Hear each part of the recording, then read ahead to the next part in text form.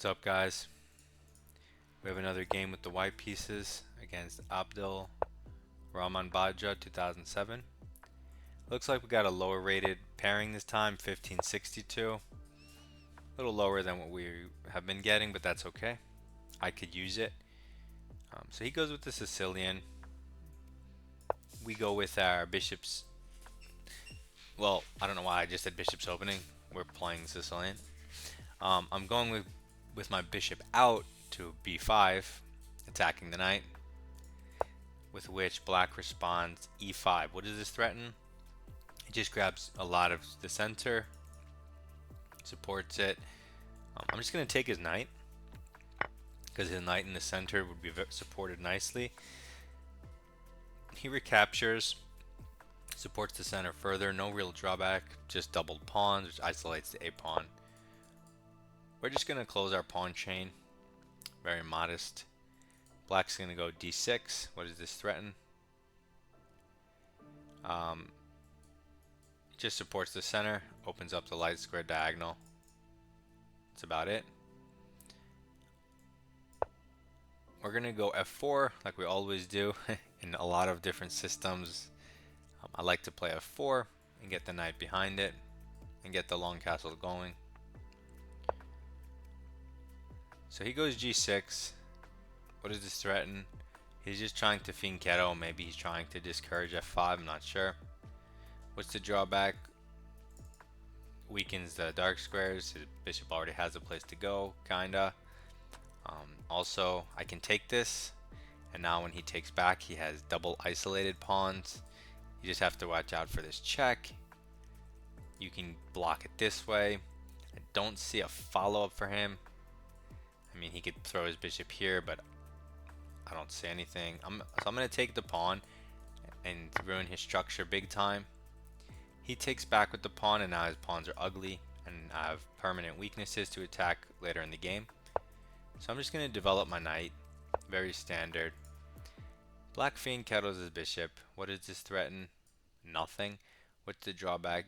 Well, he has a severe misunderstanding of piece activity, unless his plan is to play f5 to open his bishop. Okay, so my turn.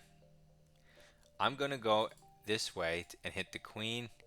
I want him to play f6, and then I'll retreat. That way his bishop's even worse than before. Although if he moves his queen over here, I mean, you can attack it and stuff. It's probably not worth it, all things considered. Let me just develop my bishop here with the threat. I don't need to do anything like that fancy.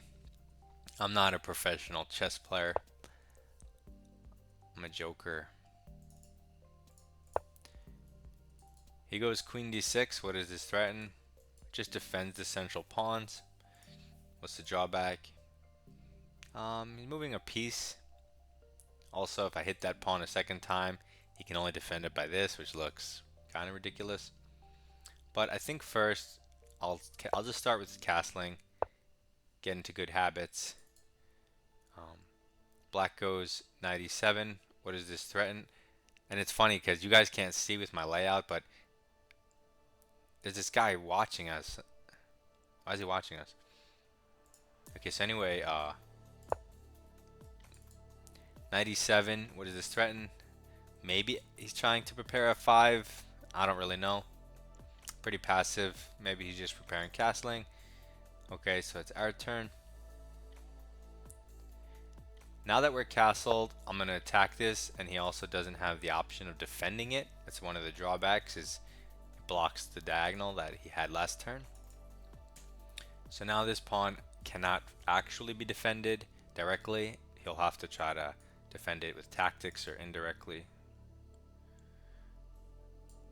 because letting a minor piece go here, not going to be good for black. And black really collapsed super early in this game, just with really bad positional moves, positional understanding. So his position's ugly and bad. So he just castles, but now I could take this. But which piece? I mean, I really want to take with the bishop, but I don't want my knight, you know, stranded at the edge of the board. So I'm gonna go and just take with the knight, even though the bishop looks a lot cooler there. It's actually a perfect square for the knight, but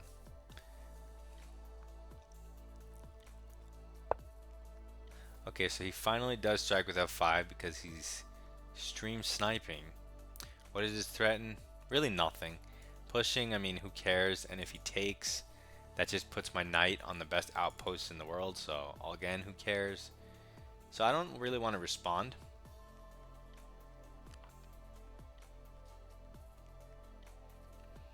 So what do I want to do? Maybe keep developing. Develop my queen. Let's develop my queen and give it possibilities to support my knight. He kicks my bishop, but now I support my knight from this square. And his only idea in this entire position is to pawn storm, which weakens his own king. So that's his idea. I'm just going to move the stuff out of the way and lock it up as best as I can. If he does that. Also, now that he pushed past, there's no tension in the center. So I could try to break with d4. The downside is it activates his pieces. Although it activates mine, my king is safer, and if I prepare it properly, it might just work out. Alternatively, I don't need to do that because his bishop's bad, and I can just use the queen side because I'm better there. So he goes h6. Maybe he's preparing what I said earlier, but I'm not too convinced by all that. I think I'm going to try to play on the queen side. I could break this way, however, if preparing with c3. That's interesting.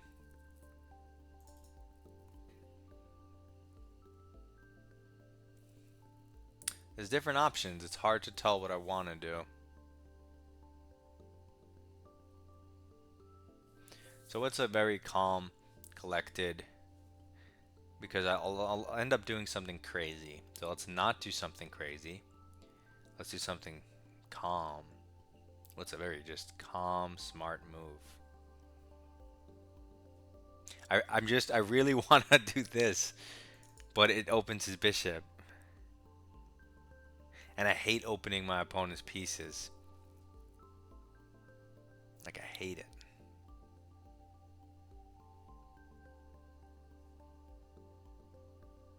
So I'm going to improve my queen. Just bring it to the queen side. Get it active. There's tons of open space here for the queen to move around and do what it wants. It supports the knight so the bishop can move. Gets out of the way of this alignment. It's like, maybe, I don't know. And it seems to kind of put a lot of pressure on the dark squares when the bishop's on the wrong side of the board, doing nothing. So this seems like a solid, cool, calm, collected move, because the queen also can't be attacked by a knight or something. And so it seems to be an active move. I'm sure this is a plan, especially with rook behind it and such, but I'm not going to do it. I'm going to leave this, and I'll just try to play here in a way that utilizes the dark squares and these three pieces to their maximum. I am going to bring in the rook, but I'm going to do it this way. I'm going to rook lift it like this. That way I can keep the center closed and keep his pieces bad, not doing anything while I do whatever I want and frolic on the queen side.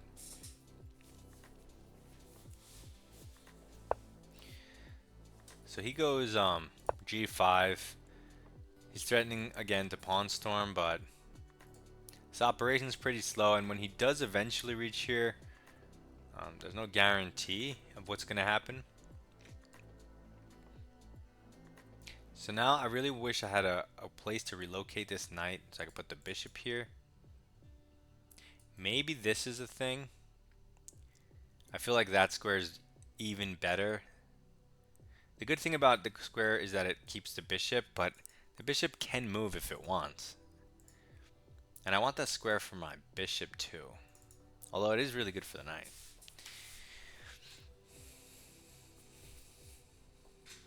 Okay, since I'm hitting that 3-minute mark, I don't want to panic at 3 minutes. I'm gonna do this. He does hit the knight.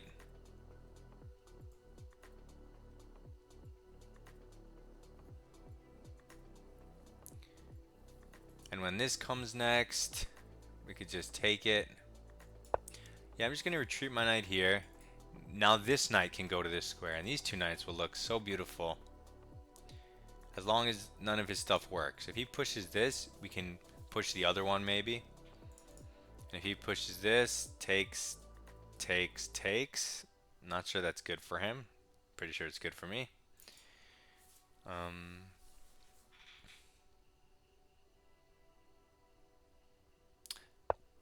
Okay, so he does push this one. And moving your bishop back is super lame. So let's open up our own king, because we don't care. Now he could trade a pair of rooks, but I don't see how that benefits him at all. His bishop can't do anything. His knight can't join the party. The queen gives a check. It does also hit this pawn. Not sure that that's relevant, because I'm up 2 pawns. But he does give the check. I could consider going back, but I'm not sure I want to. I like my bishop maybe where it is at the moment, or maybe I don't. Yeah, let's leave it where it is, or maybe... If I move my king, the H-file is open, but he can't rook lift, so... He can't rook lift. He can take this pawn, which I don't care about, and I guess this pawn would be hanging too, but I guess I don't care about that one either. And this one's protected, so that's nice. Okay, now I have options. I could move my knight in here, and when he takes the pawn, doesn't come with a threat, so I can... What's the point of moving my knight anywhere, though?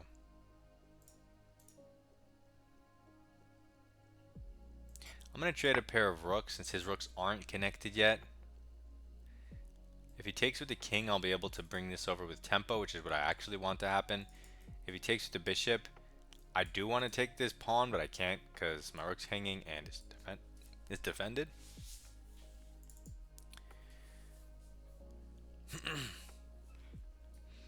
So let's see what he does. He takes with the bishop. That's fair, I guess. And now my rook is hanging, as well as this pawn, but I don't care about the pawn. So we're going to move the rook to the open file. We're going to give him back the second pawn. This one's defended by the knight. We're going to improve this knight here.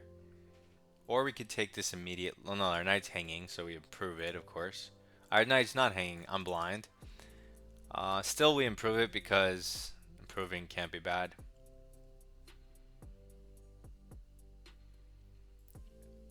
We need to get our queen over.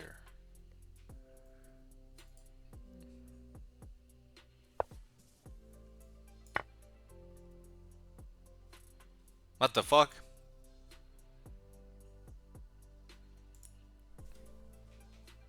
What?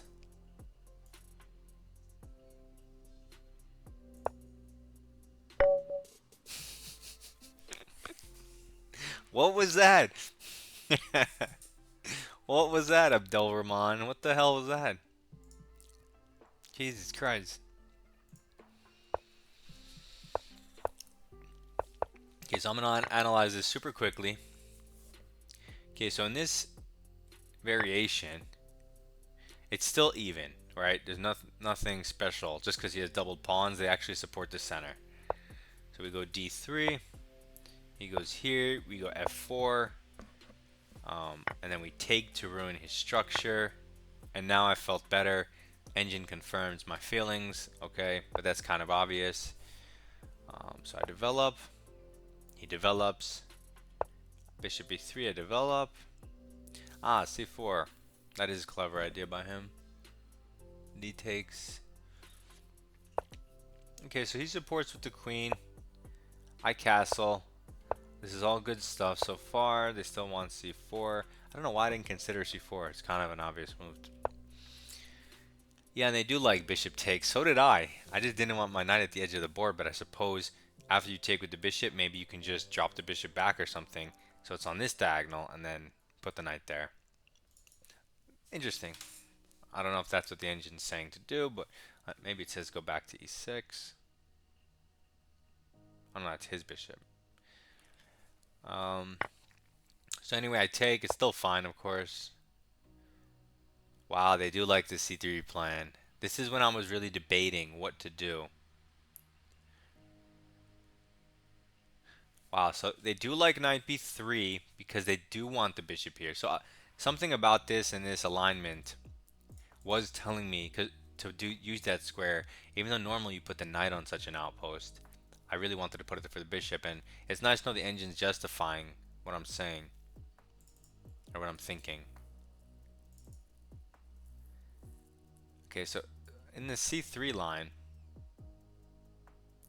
ah, they do push the center. Okay, so the engine does like. I mean, I had a feeling it was the best plan, but I still didn't want to go for it. So I move my queen up. He of course does this. And yeah, they still like d4 as an option. Nice. Yeah, so they do want you to just play in the center. That's cool. I guess if you don't even prepare it, and he just takes, what you do is you just get both of the bishops off the board, and you trade everything.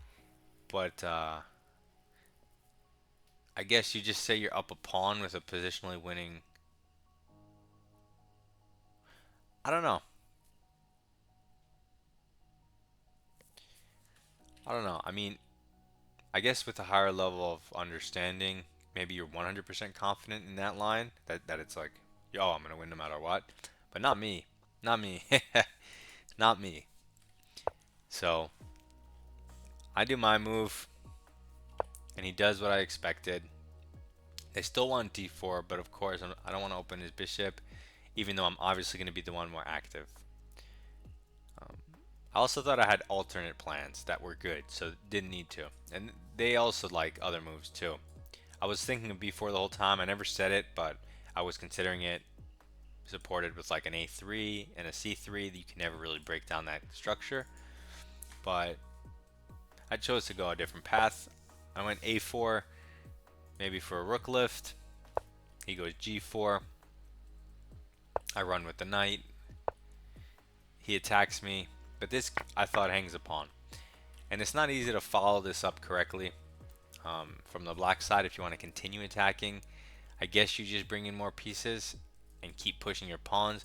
That takes so many turns, but you have to do it because you don't have any other plans.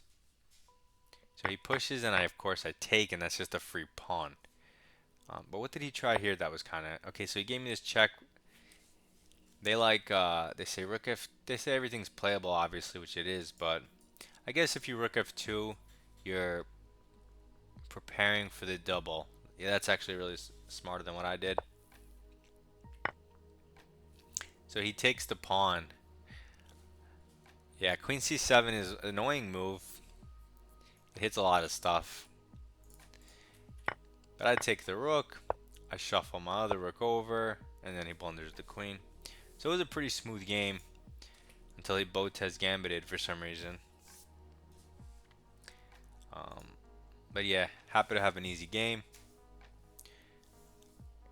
Play some Sicilian. We don't really get it that often, especially this type of structure. So it's nice to see and nice to try some new stuff. I guess in the future I'll just play in the center like I thought I should. I'll give it a go and see what happens. Alright, I hope you guys enjoyed this video. Till next time.